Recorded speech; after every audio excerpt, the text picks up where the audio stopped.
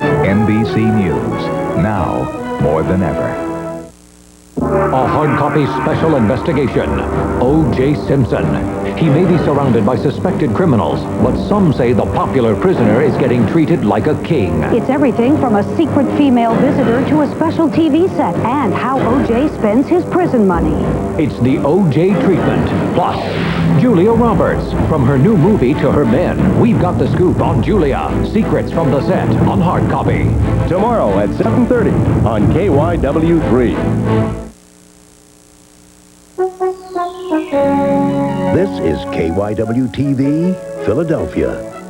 Coming up. The frenzy to cash in on O.J. reaches fever pitch just hours before he is due back in court. A new tragedy strikes the people of Rwanda, already cursed by civil war. And a local doctor can run, but he can't hide from charges that he raped a helpless patient in a hospital bed. Now, coverage you can count on. This is KYW News 3 at 11.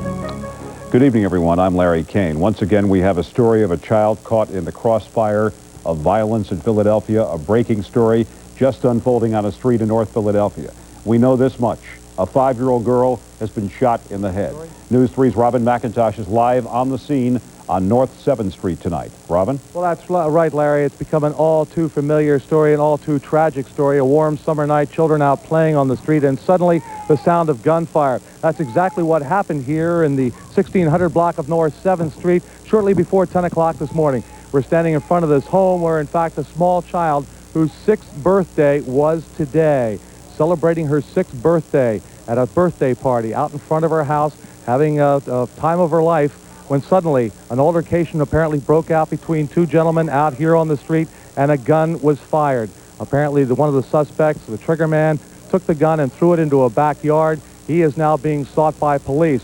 Another man apparently got into a car and headed north on 7th Street, striking a car on his way out. At this point, the little girl is at Temple University Hospital in surgery being treated for a bullet wound on this, her 6th birthday. At this point, police have no suspects as they continue this manhunt here in North Philadelphia on this very tragic story on a hot night in July.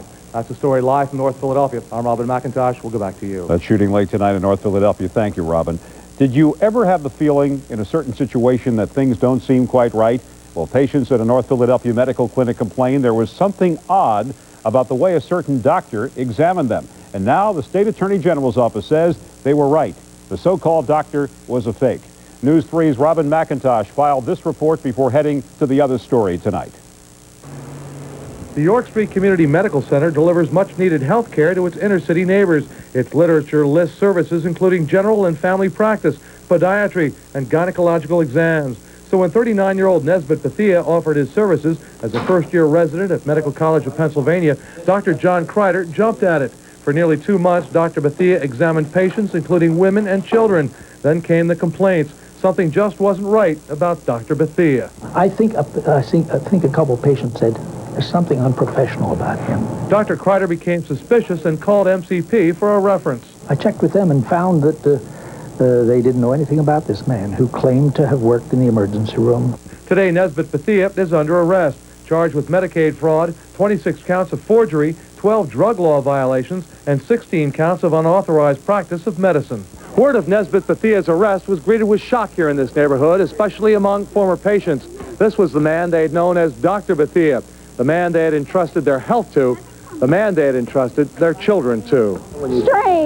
Strange. Just altogether strange. Ruth Barkley took her daughter Erica to Bethia for a rash she developed. I had just taken her over there just so he could just look at her. And that was about it. Otherwise, I thought something was just strange about that altogether. Bethia arrested by agents in the Medicaid Fraud Control Unit of the Pennsylvania Attorney General's office. Besides allegedly impersonating a doctor, Bethia is charged with writing prescriptions for powerful narcotics. Dr. Kreider says he's sorry he didn't check his credentials first. I'm just surprised that it could happen.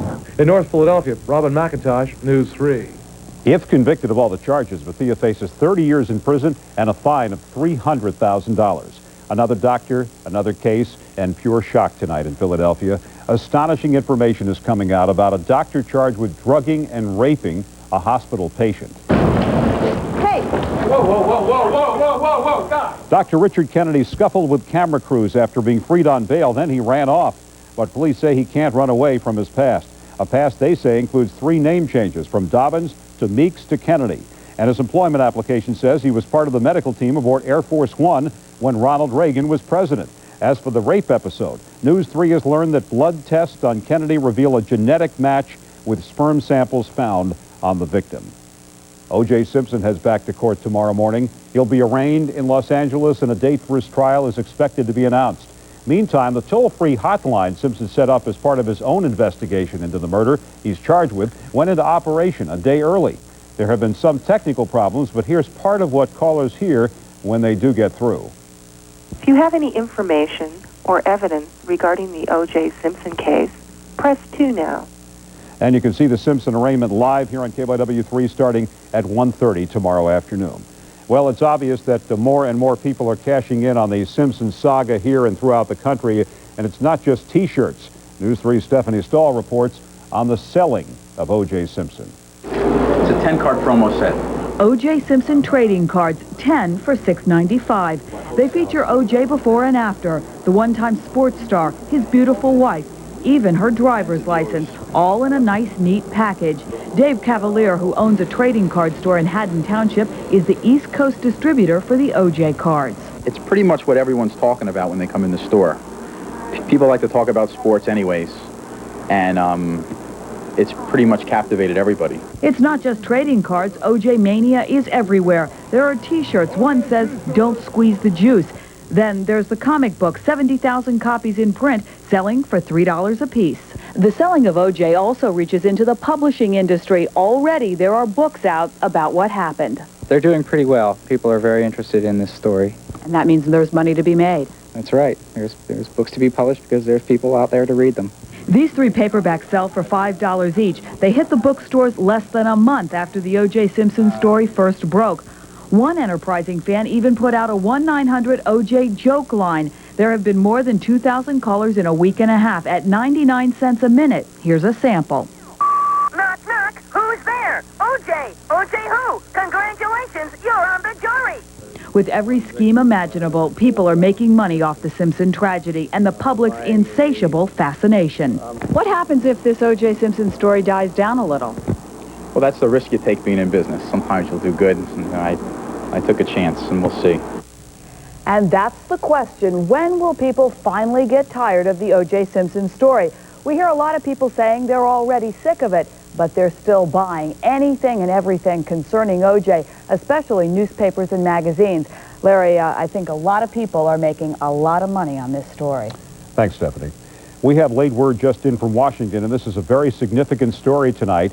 Democratic congressional leaders have just told the president and the first lady during a meeting at the White House that they are abandoning many of the Clintons' health care proposals. They say they want a plan that is more voluntary, less bureaucratic, and phased in over a longer period of time.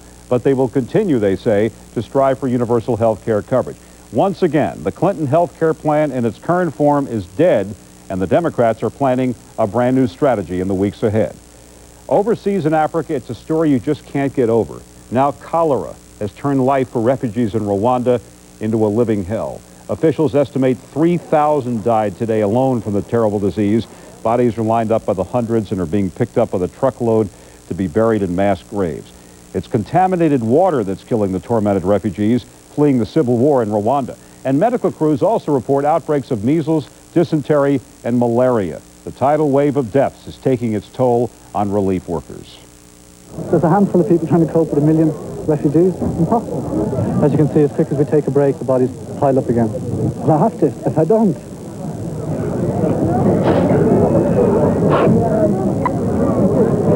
it's damn difficult. With so many dead and dying, there are thousands of orphaned children. This 12-year-old and her 2-year-old brother cling to each other for life. They haven't seen their parents in 2 days. The girl says without them, she and her brother will die too. A lonely death for a man who died on the streets of Philadelphia. Thousands of people may have driven by and not even given a second look. Someone walking by finally decided to call police after they noticed the man wasn't breathing. He was discovered on JFK Boulevard just east of 30th Street Station against the Pico building. There are lots of unanswered questions tonight. who he was, how he died, just how long he was dead before someone took notice. And Philadelphia police are trying to identify a man who witnesses say jumped into the Delaware River. It happened at Penn's Landing just before 8 o'clock tonight. No word on why the man jumped. He's described as a white man between 50 and 60. He reportedly jumped into the river near the USS Olympia. Paramedics tried to revive him, but they were not successful. A real frightening scare in Delaware today. A chlorine cloud threatened thousands of people after the gas escaped from a chemical plant. Delaware City was sealed off for 2 hours after chlorine leaked from the Oxychem plant on River Road. 2 plant workers suffered minor injuries. People who lived nearby were told to stay indoors until the danger was over. I was coming off of Route 1 there, and I seen the cloud, it was a yellowish cloud, and it was dissipating going towards the Delaware Memorial Bridge. Actually kind of smelled like watered down ammonia. Started burning our nose and watering our eyes and slight headache. The exact cause of the chlorine leak has yet to be determined tonight. And what an irony. A court ruling tonight that is really the icing on the cake for Republican State Senator Bruce Marks of Philadelphia. A federal judge has ruled that the taxpayers will pay the $680,000 in legal expenses incurred by Marks when he was in his court battle for the state Senate seat against William Stinson. Now, the entire election was marred by charges of vote fraud. Stinson was thrown out by the courts. Marks was sworn in, and now the city is going to pay for everything. Life in prison is the sentence given to a Philadelphia man today who murdered a widowed mother of 4 young children. Her body was found by one of them. Darrell Duncan learned his fate in a Philadelphia City Hall courtroom this morning. It was at this house in the Germantown neighborhood of Philadelphia that Duncan shot and killed Renee McIntosh last October. Police say Duncan pretended to be interested in buying guns that belonged to the victim's late husband, but he shot her and stole the guns. McIntosh's relatives are caring for the orphaned children. To look at them every day, it's hard. It's really hard. They want to know, and when they get up, when they grow up, it's going to be something for them to deal with for the rest of their lives. You can't imagine unless you've gone through it. The victim was raising her 4 children alone after her husband died from a heart attack 6 months before she was murdered. Investigators are still looking for the cause of a fire that claimed the life of a Southwest Philadelphia woman. The victim was confined to a bed in her house on Ithan Street near 58th and Woodland. Fire officials say it took only 9 minutes to put out the smoky fire, but that wasn't fast enough to save the life of the 61-year-old invalid. There were 2 smoke detectors in the unidentified victim's house. Both had batteries that didn't work. Just last month, fire forced the Department of Motor Vehicles building to shut down, and now it's something else. Yesterday, repair crews discovered cancer-causing PCBs in ceiling tiles in part of the building in Harrisburg. The doors were locked today. Officials say the building will reopen at noon tomorrow, and the fire in June, of course, caused extensive damage to that building. Well, as we first told you last night, controversy is brewing about where a statue honoring the late Frank Rizzo should go. The Fairmount Park Commission rejected a site at JFK Plaza and is now considering other ideas. Do you have an idea? If so, send us a card or letter, care of KYW-TV, Frank Rizzo Statue, 101 South Independence Mall East, Philadelphia, Pennsylvania, 19106. You have until July 27 to write us. Of course, we'll pass the results along to everybody. And if Frank Rizzo could see this debate, he'd have a chuckle, wouldn't he? Yeah. Time for First Weather now with David Rogers. Dave? Finally, some good news to report, Larry, from the Weather Center. After several days of 90-degree temperatures, looks like we'll drop back into the 80s thanks to a lot of cloud cover. Let's take a look at your first weather forecast. Heading out to work tomorrow morning, mostly cloudy sky, and again, another tropical day. Winds out of the south, 77 to 81 degrees tomorrow morning. By afternoon time, kind of a mix of clouds and sunshine, 85 to 89. And heading home from work early tomorrow evening, mostly cloudy sky, about a 60% chance of a thunderstorm, 84 to 88 degrees. Coming up later on, we'll take a look at your 5-day forecast, which includes what's going to be happening this weekend, and also some information on Hurricane Amelia just south of the Hawaiian Islands. That's the big one. Yes. Still ahead, the real scoop of frozen yogurt. We eat it because it tastes great, and it's not supposed to put on extra pounds, but we found a twist, a no-fat yogurt that isn't. First, tonight's winning lottery numbers. We'll be right back on News 3.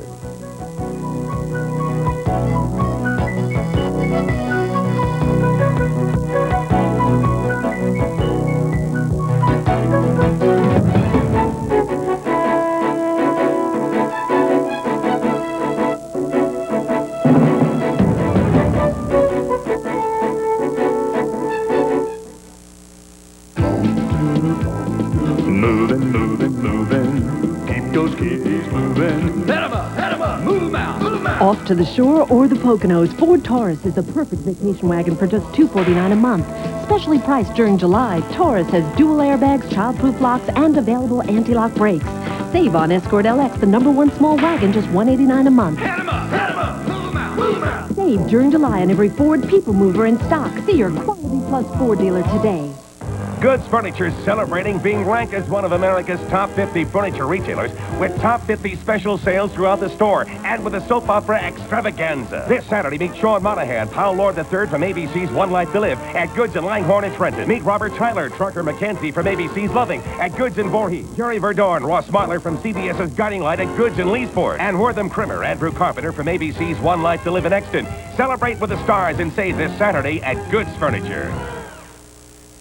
Why are Magic listeners switching to B101.1? When Magic changed their format to oldies, I switched to B101. Oldies, that's not for me. I'd much rather hear today's music. B101. I love it. They play great music from the 80s and 90s. Phil Collins. I like Gloria Estefan. Whitney Houston. Michael Bolton. I love Rod Stewart. Mariah Carey's great. It's just one great song after another. It's today's hits of the 80s and the 90s. I enjoy that. If you don't care for the oldies on Magic, join the switch to B101. Es fabulosa, B101.